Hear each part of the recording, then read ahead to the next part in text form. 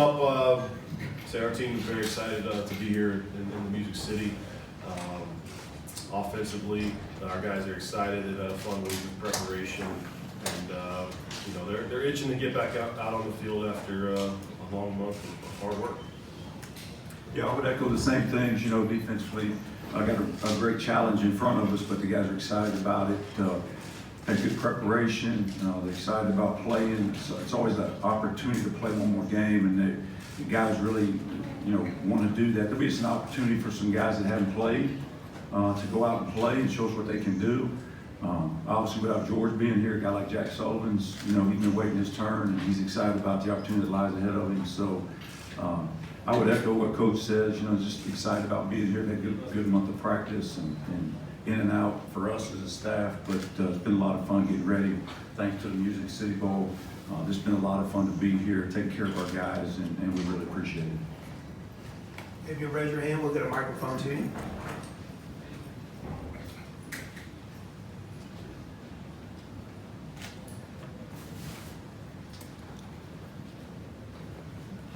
Coach Lambert, can you talk about the uniqueness that Tennessee brings to the table? You talked about definitely the challenge. What are some things that stand out and maybe being different than what you might have seen? Well, the number one thing is tempo, right? Normally in a game, you make 60 to 70 calls in a game. You get about 30 seconds in between each play. Against these guys, you get about 6 seconds in between each play. So the tempo of it is the difference.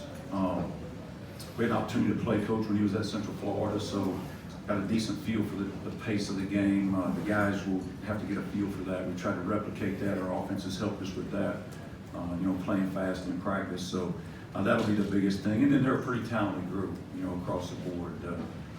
Hooker's done a really good job for us, playing extremely high level. The tailback's really good, small. He's running the ball, and they got good balance offensively, so they create some issues for you. You got to stop the run. If they get to running the ball on you, now that tempo really can become a problem for you. And they're a big play offense. They've hit people with big plays, whether it's Georgia, Kentucky, whoever. They have the ability to hit you with the big plays. So that's what we've been emphasizing with our guys is get lined up, make sure we got our cleats in the dirt and we're ready to play.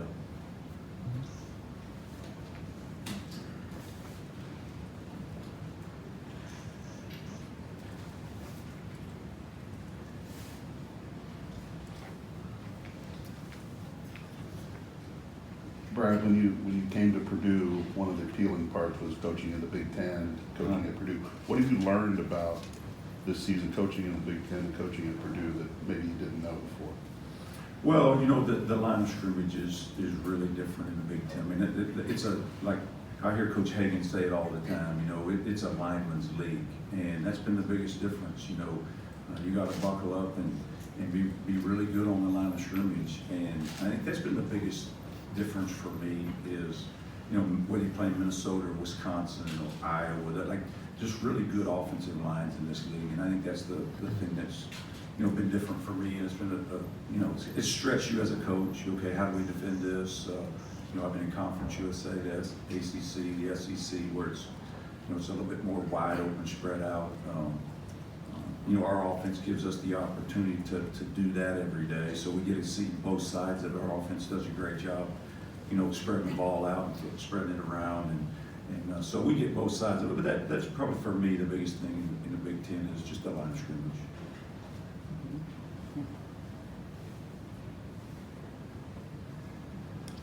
Hey, Brian, just talk about how Aiden can use this game maybe as a setup for next year, and then now he really can take ownership of this offense and maybe become the face of the program. Yeah, I think Aiden O'Connell has done a tremendous job this year, and really just a great story for him coming in as a walk-on quarterback, as starting basically ninth on the depth chart, and working his way up to getting some starts a couple years ago, winning the starting job, then being the backup to start this year. The kid has never lost focus. He's never lost that hunger, that desire to be the best player that he can be. And this last stretch of the season, I think he's played phenomenal. The last 6 games, his QBR was up to 3rd in the country. his completion percentage is through the roof. He's been playing some really good, sound, fundamental football. And I think he's gone I don't know, in the national picture, I think he's gone a little slightly unnoticed. I think if you talk to coaches around the league, I think they're noticing what he's done and how efficient and effective he has been. And yes, I do think this is a big opportunity for him, where you're basically the only game on TV. Everyone's going to have your eyes on this game that's watching football, and they get a chance to see what he can do. And hopefully he can go out and showcase what he's been doing the last 6 weeks with how effective he's been executing our passing game and how efficient he's been. So I think it should open, if he plays like he's been playing and plays a good game, hopefully he can open some eyes and he can have some high expectations going into next year for him. And he's going to take over the franchise, be the face, and be the guy. Coach Brohm, what has made Aiden efficient and effective, as you mentioned, and how much do you think he'll be impacted by not having David Bell and Milton Wright?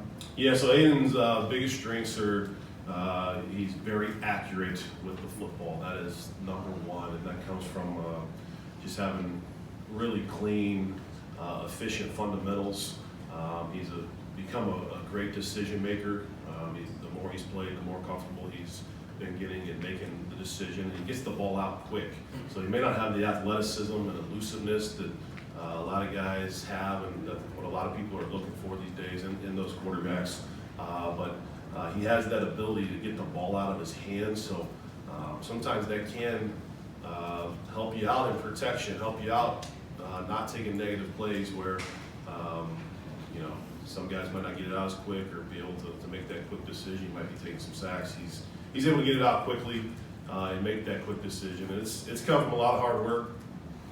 He's been in our system a long time, and he's worked really hard at it. So he's become very comfortable, like I said, in the back half of this year.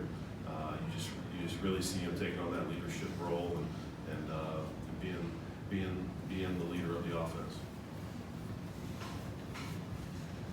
Hey, Coach Brown, over here at Vince Ferrara, 99.1 The Sports Animal in Knoxville. Without Bell and Wright in that receiving core, can you talk about some of the other guys that will have their roles elevated in this game?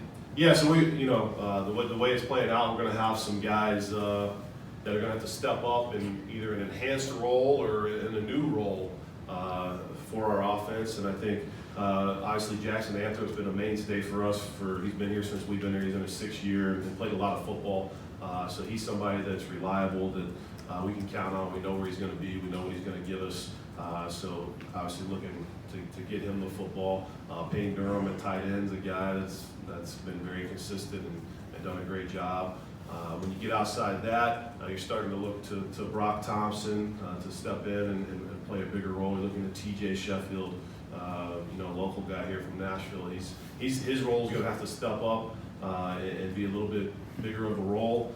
And we might have to move some guys around in some different spots. So it'll be fun to see. It's been fun to try to piece it all together here in the bowl practice. But that's going into the season. We thought that was one of our strengths. Our receiver room, we were deep. We had a lot of guys that could play, that could do a lot of things for us. And it's getting tested out here a little bit at the end of the year, but I think it's a big opportunity for these guys to go out and showcase what they can do and hopefully propel into next year with some positivity. Back here in back, this is for Coach Lambert. I'm playing at W8DE2B. Has there been anything that you guys have been doing in practice to try to simulate the speed that Tennessee plays at, or have you been doing anything different in practice leading up to this bowl game? Yeah, we ask our offense to help us because they have the ability to go with tempo, so they've helped us. And I think that's the biggest thing, is our offense has really done a good job of helping us get through that and just understanding the pace of it. And then we'll hold some calls on them during practice and kind of stress them, so to speak. So we'll give them a call late, so they've got to find the formation and get lined up, trying to simulate some pace. But there's no way to really simulate till you get in the game. And so they'll just have to, they'll get a feel for it early. But I think the biggest thing we've done is our offense has really done a good job of helping us get ready for this game.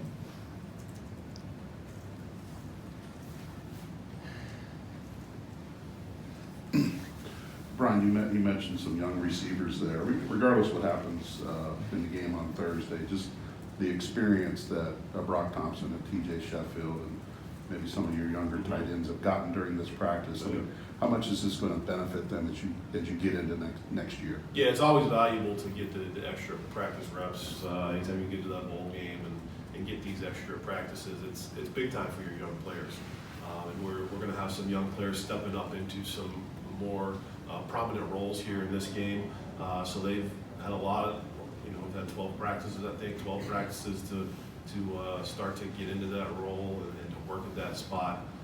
So it's valuable. It's very valuable heading into the off season, heading into the spring ball for next year. So, these guys have been waiting. If they've been waiting for these type of opportunities to show up, and now's the time to go seize it and show everybody what you can do. Coach Brohm, what are some things in studying and preparing for Tennessee that you see from Tennessee's defense? They're very multiple.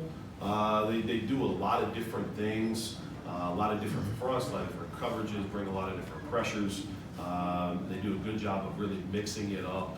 A lot of times when you're trying to study a team, you're trying to find some tendencies, and they do this in this certain situation. And they do a very good job of keeping it balanced. They also do a good self-study to make sure that they're not tipping their hands, so to speak. So very multiple. A team that really you're probably happy that you have extra time to prepare for, because there's so many different looks that they like to present.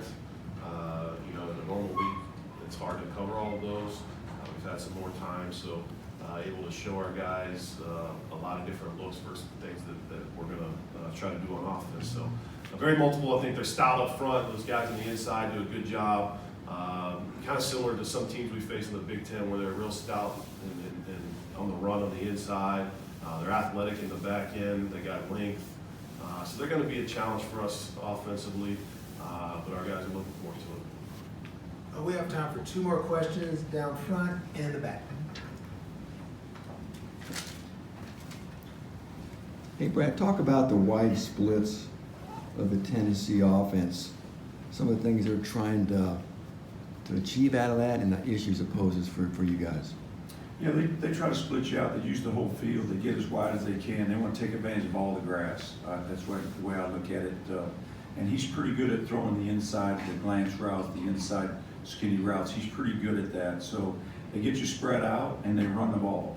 The impressive thing about them offensively is they've got really good balance. I mean, they're going to rush for 200. They're going to throw for 250. I mean, they want to have balance, and they want to have the ability to run the ball. So they can spread you out and run the ball, and then they can create space for some routes. So they'll stack guys up. So they create some problems for you, and then they do it at a fast pace, and you get misaligned, and then there goes a big play. And I think that's the biggest thing for us is understand we've got to get lined up and defend the run. I mean, that's going to be a big piece.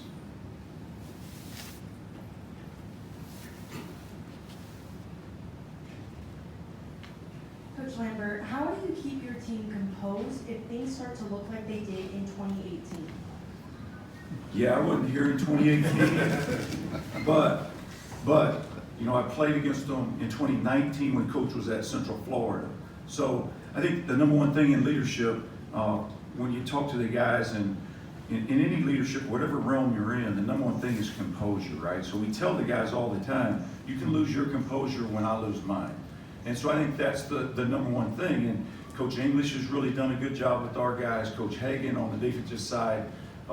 It was just one play, right? That was a play. Okay, we got to play the next play. And so you really try to keep the guys in that mode of, hey, that was a good play, that was a bad play, but we got to play the next play. And so, we talk to our guys a lot about maintaining your composure, and it's going to be like the experience I had in the Gasparilla Bowl against Coach Heupel. It's going to be 4 hours of chaos. We know that. It's get ready to break loose. It's okay. We'll spit it out. We'll get them playing, and I think our guys will show up and play fast. Gentlemen, thank you very much for your time, and good luck tomorrow. Thank you.